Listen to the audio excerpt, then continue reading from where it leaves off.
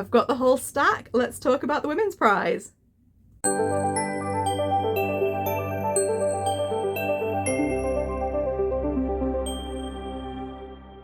Hello everybody, my name's Ray, and as per the name of the channel, I love to read. You'll never believe what's just happened. I spent half an hour recording my predictions video and also a review video, and didn't notice that my microphone had run out of battery. So we've got half an hour of me holding a microphone up and just mouthing. So we're gonna have to do it all over again. Anyway, I'm gonna try and be nicer this time, actually.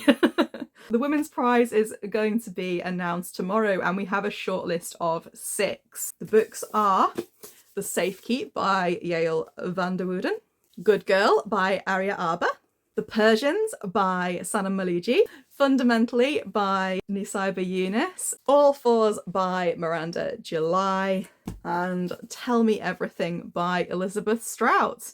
I've read 4 of these, and I'd already read 2 of these before the shortlist was even announced. I've read another 2 since. The 2 that I have not completed, and therefore might not be doing full justice to, are Tell Me Everything by Elizabeth Strout, which I'm about a quarter of a way into, and Good Girl, which I'm probably only about 50 pages into, about an 8th into.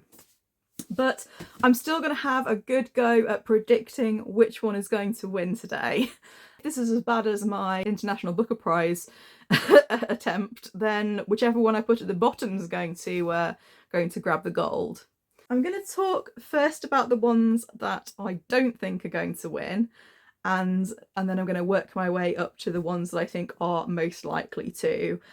But like I say, this isn't necessarily the order in which I like them. So it's the order in which I think they're most likely to come. I'm sorry, you've got a slightly different angle now because my leg went completely numb, probably from sitting for 45 minutes recording content that is unusable. Unfortunately, the least likely to win, I would say, is probably going to be The Persians, which is a shame because this book was really, really good fun. It is a family saga. It covers 3 generations of an Iranian family, some of whom are living in the USA, some of whom are living in Iran still. It flashes back to the 1940s and then comes forward to kind of, well, I say present day, but it's kind of about 10, 15 years ago, I think. And some of the antics of this family are wacky, bizarre, and most of them are super rich. So at first I was like, how am I going to care about any of these characters? They are all so obnoxious. But it drew me in, and there's a lot of warmth in here, and of all the books on the list, this is the one that I think would be the one that brings the most joy. So if you want to know more about my thoughts on The Persians, I did do a review video, and on that one I did remember to turn my microphone on.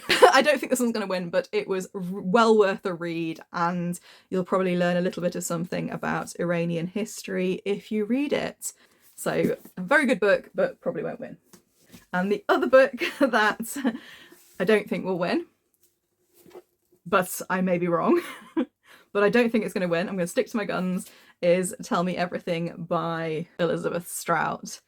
Now, I was expecting a bit of a murder mystery here, because it says on the back, murder investigation defending a lonely, isolated man accused of killing his mother. You sell me a murder mystery, and then 100 pages in, we've hardly heard a word about it. This is not acceptable. Anyway, so my understanding is that Elizabeth Strout has written a series set in Maine, small towns in Maine, and they've got interlinked characters. So Olive Kitteridge being the first one, and then Lucy Barton, the author, being another one. And these recurring characters are kind of, the stories are told in like a patchwork with little stories coming together to make a whole. They're very, very well loved. Loads of people absolutely adore these books. If you look on Goodreads, it can be quite polarizing. There's a lot of kind of 5 stars, 1 stars. And this is book number 5 in the series, I believe, in terms of chronology. And I don't usually read books out of order, but because it was shortlisted, I did start reading this one. I do have Olive Kitteridge on the shelf somewhere. Anyway,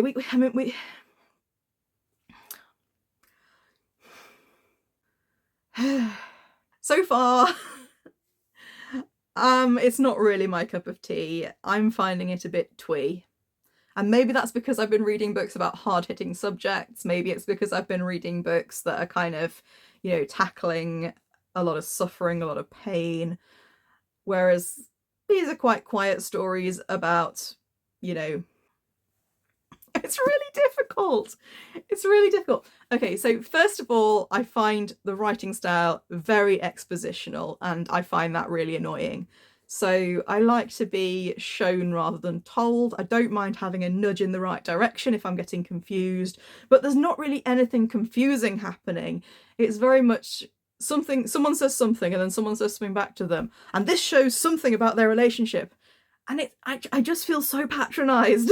And, you know, and I'm someone who gets easily lost in a narrative. I need a lot of guidance, and I'm quite happy to be given reminders and things like that. But I do feel like everything is being explained to me, and it's like, please stop. I'm finding it very difficult to care about the characters. The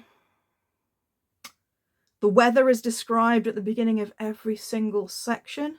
Yeah, I'm not feeling it so far because I'm finding it very annoying, and I'm trying not to be annoyed because everybody finds it so heartwarming, but I hate it when people try to warm my heart. I just, you know, when you just know something's probably not going to be your sort of thing. When I look at the covers for like Frederick Backman and things like that, I just know, I know I'm going to be a humbug. I know I'm going to be a curmudgeon about it. I don't like nice, but I do like nice stories though. I like healing fiction. I actually think, you know what, I actually think in my first recording of this video, I was a lot ruder about this. So I think maybe, you know, I don't think it's going to win. I will finish it, and I probably will read Olive Kitteridge afterwards. If by the time I've read this one and the first Olive Kitteridge, I'm still not feeling it, that's me done. I actually bought Olive Kitteridge by mistake because I thought that the author was Emma Healy. I got mixed up, who wrote the book Elizabeth is Missing. Now that was a fantastic book, and I talk about it in my video on mental health in fiction, so definitely recommend that one. I think it's because there was Elizabeth in the title, Elizabeth in the name, similar kind of covers. That's why I got confused. So those are my two that I don't think are going to win. So with my track record, it's going to be one of those that wins. Mid-tier, we have Good Girl by Aria Aber. Now, this one I'm only 50 pages into, so I have no authority here. I only have what my friends have told me and what my instincts are from reading this book.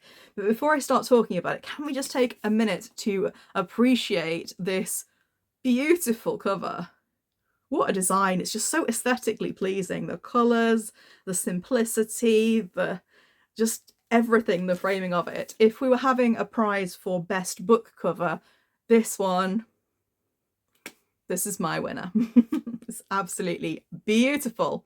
And the writing's beautiful too. So I'm only 50 pages in, and the writing, the prose itself is very, very pretty, very well written. And we hear all the backstory, the background for Neela, who is living in Berlin. Her family came to Berlin as asylum seekers from Afghanistan, and they are living in one of the more deprived areas in the centre of Berlin. At the moment she's studying and she wants to be a photographer. So she's living in a flat with her dad, I think, at the moment. And it starts off, she is in a club, taking lots of drugs, dancing to techno, probably. Techno? Is techno still a thing? And she meets an older, I'm laughing. She meets an older man who is 36. He's my age. The older man is my age. The sexy older man is my age. This reframes things for me somewhat. Anyway, if he was one of my mates, I'd be telling him, stop hitting on young women and feeding them drugs. Anyway. So they have some drugs. they have some, well, I say conversation, but they don't really talk about much in terms of, you know, in terms of their actual connection, and kind of, it's more like they find each other hot, and yeah. But I can see where this is going. I know where this is heading. This is going to be a bargain bin Mr. 50 Shades situation, isn't it? But I'm all for a spicy romance. This is going to be an age gap romance, and when I say age gap, 36 is not. But it feels, the power dynamic feels off, and it feels like a genuine power imbalance, and I don't think I'm going to enjoy it. But let's see what happens. The writing is beautiful, the cover is beautiful, we've got an interesting background, so hopefully we'll be able to learn more about the main character's experiences. Hopefully it won't just be sex, drugs, and techno. And when I say, like, I'm really not into books about, I'm just find reading about people taking drugs really, really boring. Even when Donna Tartt does it, it's, you know, and she can write about most things and I'm interested, but yeah, it's not really very compelling to me. And when it comes to kind of connection in books, sexiness in books, I like there to be chemistry and connection. Like, I'm not interested if it's just kind of, yeah, you're hot, yeah, you're hot too, oh, we're now obsessed with each other. I don't get it. I don't get it. It doesn't really, yeah. Respect for the cover and respect for the writing style, so we'll see where it goes. And the other one that I don't think will win, but I think it's still a possibility, is this incredible book, fundamentally by Nussaibah Younis. I just filmed a long review full of heartfelt sentiments about this book, and it hasn't recorded. So yeah, heartbroken about that. But yeah, this book was absolutely incredible. This was an absolutely brilliant book. It's about a woman called Nadia who gets her heart broken and then goes on a sabbatical to Iraq to work for the UN. And she's supposed to be running a program to help repatriate women who've joined ISIS. And during that process, she finds it's going to be a lot harder than she had imagined. And throughout the whole experience, you've got a lot of satire. So you've got a kind of critique of the Kafkaesque red tape that's taking place, the corruption within everybody's governments, and the, you know, the misuse of power, the way that it's difficult to get anything done, and how well-meaning people can sometimes make things worse rather than better. And you've got a whole cast of characters, all with their own prejudices and their own viewpoints, and this is a real kind of kaleidoscope, or more like an orchestra of voices, I would say, where you've got loads of different perspectives and people talking about both their political and general attitudes to life. During her time over there, Nadia, the main character, gets quite attached to a younger woman called Sarah. She left to join ISIS when she was 15, and she sees a lot of herself in Sarah and she wants to rescue her. She really puts her all into kind of into trying to get Sarah out of this situation. And it's so heartbreaking to hear about all these experiences and to know that all of this has got, I mean, this is fiction, but obviously all of the, you know, all of the background is real, and to kind of reflect on all these different traumas, all these different goings on, it's, you know, and then all these different kind of perspectives. It's really humbling. And the author manages to make this book funny. And I have no idea how she does this, because, I mean, it's dark humour, but I laughed out loud. I also cried, but I laughed out loud. This is a very, very, very clever book, because not only is she lampooning everybody from the system to the individuals that make it up. But she's like, it's just an onion or a cake.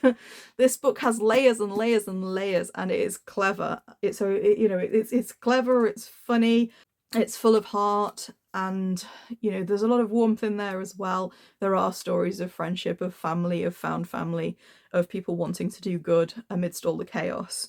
So this was an absolutely brilliant book, and I just wish I could give this book to people in positions of power and say, read this and empathize and try and do more for justice and try and do more for fairness in the world, because that's how we're gonna change things. Yeah, so I don't think it's gonna win, but I do think you should all read it. Absolutely. 100%. If I'm looking a bit grotty, it's because there's too much pollen in the air today.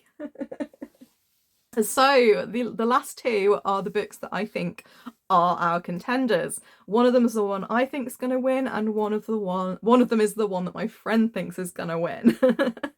But we both want the same one to win, if that makes sense. So the one that my friend thinks might take the gold is All Fours by Miranda July. I can't believe they stuck a sticker in the middle of this book. Look at this, it's a lovely cover, and then they've just stuck signed by the author right in the middle. Nobody likes stickers on books. Please stop doing it. Please. Anyway, this book definitely wins the prize for has annoyed the most people on Litsy. I know lots and lots of people who absolutely hate this book. Much more than me. I thought this book was quite brilliant. However, I loved it and I hated it. Reading this book made me so miserable. So I just finished reading On Women by Susan Sontag, and there's an essay at the beginning of that book which is called The Double Standard of Aging or something like that, and it's basically talking about how society treats women like they've got sell-by dates, whereas it doesn't do the same thing for men. This book, I just finished reading that, and then I read this book, and it's basically like the main character's opinions just reflect that, and it was like reading the novelization of that, and it was so misery-inducing, especially the first half. This is a book about a woman who goes on a road trip, and the plan is to go all the way across from the west to the east, and she doesn't get very far. I think she gets about an hour down the road before driving off into a motel and starting to behave very, very strangely. Lusting after a younger man and putting a lot of money into interior decorating. It's a very, very strange story, but fascinating. And if you love an unhinged protagonist, this is a very good piece of writing. It's very literary. The writing is extremely good, but it is also a little bit on the toxic side for a lot of different reasons. And the two main reasons that my friends and acquaintances have given for not liking this book, one is the main character. They don't like the main character. They find her very, very selfish and very, very self-centered, very self-obsessed. And yeah, I'm not really going to disagree with that. Their behaviour shows an absolute reckless disregard for the wants and needs of others, and there's very much a prioritising of their own sexual sexual self-actualization. Is that a thing? It seems to be the be all and end all, and they don't really seem to care about how they treat other people, and there's a lack of honesty to their behaviour that I found to be very, very disrespectful of their family basically. And if if our main character had played by the book, realized, and had a grown-up adult conversation about how they were feeling with the people around them, their friends, their partner, that wouldn't have been much of a book. Considering the whole premises of the book is that they go away and start getting a bit,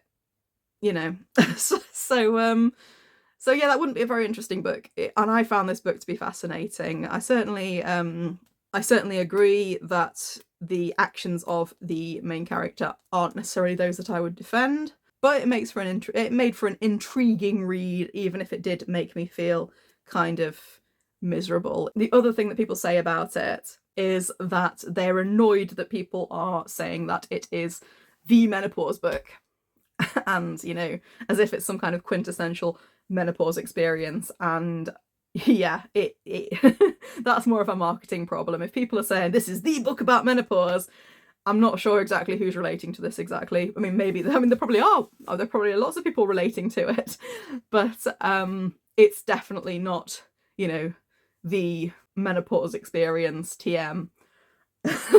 And yeah, I think although it might make some women feel seen, it probably will make other women feel kind of alienated if they're saying this is, you know, this is what this is what to expect. All Fours is a great book, but I can see, I mean, it made me miserable. I can see why it would make other people miserable, and I don't think it should win because there are better books on the list. I would rather Fundamentally win, or, and this is my ideal, this is what I'm hoping will win, and I think my friends are mostly hoping this will be the winner too. This is the Safekeep by Yael van der Wouden, and this is a lovely little book. I read the comments on the blurb, all kind of chilling, electric, unnerving, deeply sexy, exquisitely poignant and haunting, mesmerizing. You know, I read all of that, and I looked at the cover, and I really love this cover, by the way, as well. It would give, yeah, it would give A Good Girl a run for its money, I think, in terms of beautiful covers. This is definitely up there. So this is the story of a woman who is living in the family home. She's got a couple of brothers, and one of her brothers brings a girlfriend to dinner with them, and he's going away and leaves the girlfriend at home with his sister. And his sister is very spiky towards the girlfriend, and the girlfriend is kind of, you know, trying to be chipper and happy and, you know, be all friendly with her, but she is not enthusiastic. She doesn't want her there, and from there it all just kind of slowly unravels, and there's atmosphere, and I'm not going to tell you any more about it. But this book, there was a moment in this book, and you'll probably know it when you get to it, that gave me goosebumps and made me emotional in public. Oh, this is a wonderful book. It was, I really loved it. I thought it was brilliant, and I'm hopefully going to go see the author next month, hopefully, fingers crossed, at a talk. I'm hoping I'll be able to make it there. And yeah, this is my winner. It's beautifully written, it's eerie, it's twists and turns in a kind of mesmerizing way. I thought this was a really lovely book, and this book and Fundamentally these are my favourites, both of them, but they're completely different. You really can't compare the two. They're completely different sorts of books, and the ones that I think are most likely to win, that's these two, Safekeep or All Fours. These are the two I'd read prior to the the shortlist being announced. But if we've got my track record to go by, then the most likely winner is probably going to be the Elizabeth Strout or the Persians. So I guess we will find out later today. Thank you all for watching, and if you want to watch more videos, then give me a like and a follow. Take care, and we'll find out who wins soon.